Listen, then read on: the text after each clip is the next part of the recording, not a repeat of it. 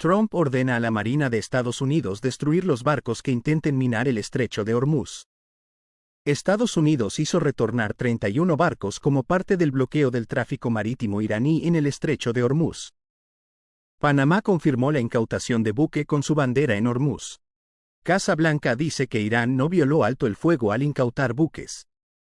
Irán rechaza reabrir el estrecho de Hormuz mientras continúe el bloqueo de Estados Unidos. Para más noticias, suscríbete a Mente Financiera.